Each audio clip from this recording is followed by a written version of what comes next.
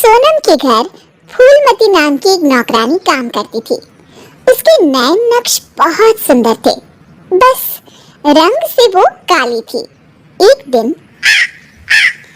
सोनम दीदी, आप कितनी सुंदर है और इतनी गोरी भी। काश मैं आपके जैसी गोरी होती। अरे लेकिन देखना कितनी मोटी हूँ मैं। मुझे तो पड़ोस की रानी अच्छी लगती है। देखने में गोरी, नैन नक्श अच्छे और दुबली भी कितनी सुंदर लगती है। फूलमती के मन में सोनम की बात घर कर जाती है। वो सोचती है कि उसे नहीं पता था कि सोनम को भी अपने से शिकायत होगी। अरे फूलमती, ये क्या किया? सब्जी में इतना तेल? वैसे भी मैं इतनी मोटी हूँ, ये खाना खाकर तो कभी जिंदगी में पतली नहीं हो पाऊंगी। अरे दीदी, मैं तो आपकी जैसी होती तो कोई शिकायत ही ना थी। गोरी गोरी। अरे गोरी ही तो हूँ, खुद को तो देख। तेरे नैन नक्श, तेरा पतला शरीर। फूलमती, कोई भी खुश नहीं है इस दुनिया में अपने रंग रूप को लेकर। किसी का कुछ न कुछ छूटा ही हुआ है। हाँ दीदी, लेकिन काली तो काली ही होती है ना। अरे शायद तू नहीं समझेगी। काश मैं भी रानी की तरह होती। अच्छा चल, आज रानी खाने पर आ रही है तो कुछ अच्छा बना लेना।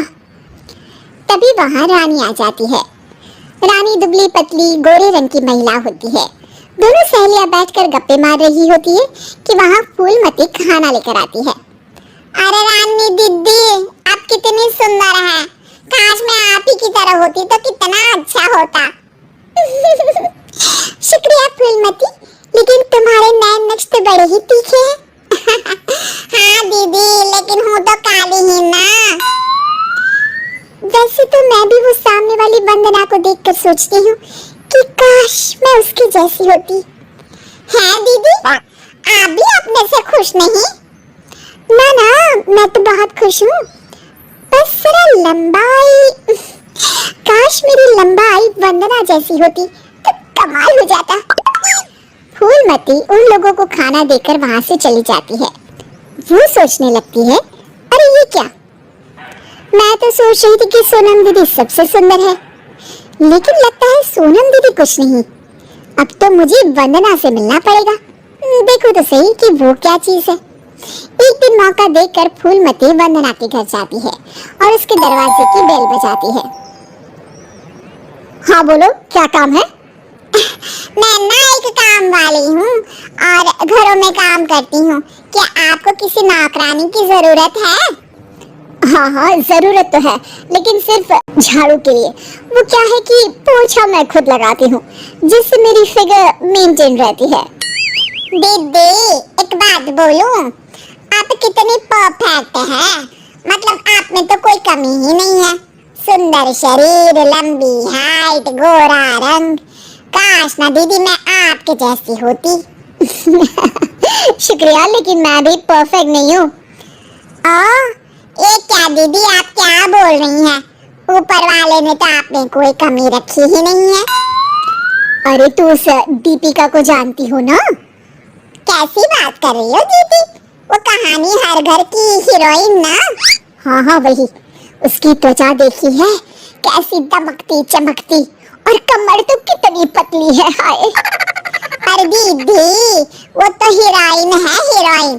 वो तो पैदा ही ऐसी हुई होगी। हाँ वही तो, उसको तो भगवान ही ऐसा बनाया होगा, सुंदर, चमकता और दमकता। फूलमती सोचने लगती है, अरे ये क्या, आकांक्षाओं का कोई अंत ही नहीं है। कोई खुश नहीं है खुद से। हर किसी को किसी और जैसा दिखने की चाह है। अब तो किसी न किसी तरह दीपिका से मिलने जाना होगा, लेकिन कैसे? फूलमती एक दिन दीपिका के घर जाती है, जहाँ उसका बॉडीगार्ड दरवाजा खोलता है। कौन हो तुम और यहाँ क्यों आई हो?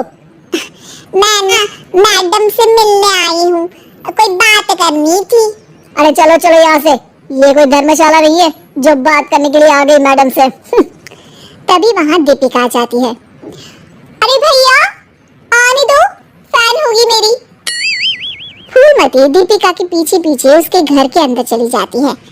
मैडम, आप तो इतनी इतनी सुंदर हो जैसे कि कोई गुड़िया। हाय हाय, त्वचा तो ऐसी जैसे कि मोम। मैडम, काश मैं आपकी जैसी होती। अरे मैं काफी परेशान हूँ अपने रंग रूप को लेकर। एक ही जिंदगी और उसमें भी भगवान ने मुझे ऐसा बना दिया। दीपिका को फूलमती की बात परेशान कर देती है। वो उसे पास बिठाती है और फिर कहती है, देखो मैं भले ही सुंदर हूँ, लेकिन उसे बरकरार रखने के लिए मुझे बहुत मेहनत करनी पड़ती है। मतलब मेहनत क्यों और कैसे? मैं खाने पीने में हर वो चीज नहीं खा सकती जो तुम खा सकती हो। मैं धूप, पानी, हवा, धूल से दूर रहती हूँ, नहीं तो दाने निकल आते हैं। ना जी ना मैडम, मैं तो सारा दिन घूमूं। बारिश में भीगना तो मुझे बहुत ही अच्छा लगे है।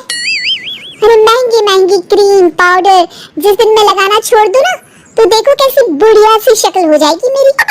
अरे मेरे ये सुंदर होठ, ये तो मैंने सर्जरी से करवाए हैं, जिसका मुझे बहुत ज्यादा ख्याल रखना पड़ता है। दीपिका की बात सुनकर फूलमती वहां से निकल जाती है, वापस आती है सोनम के पास और काम करने लगती है। अरे फूलमती, क्या हुआ? आज बड़ी खुश लग रही है। हमेशा तो परेशान सी रहती थी, अब किसके जैसा लगने की चाह है? किसी की तरह नहीं दीदी, भगवान ने तो मुझे बहुत ही अच्छा बनाया है। मेरे जैसे नैन, नक्श और काया हर किसी को नहीं मिलती। मुझे ना तो कोई महंगी क्रीम लगानी पड़ती है और ना ही खाने पीने में कोई परहेज करना पड़ता है। मौसम कोई भी हो, मैं तो पूरे मजे लेती हूँ। ना धूल से प्रॉब्लम और ना ही डॉक्टर के चक्कर। तो दीदी, मैं तो अब खुशी रहूंगी ना।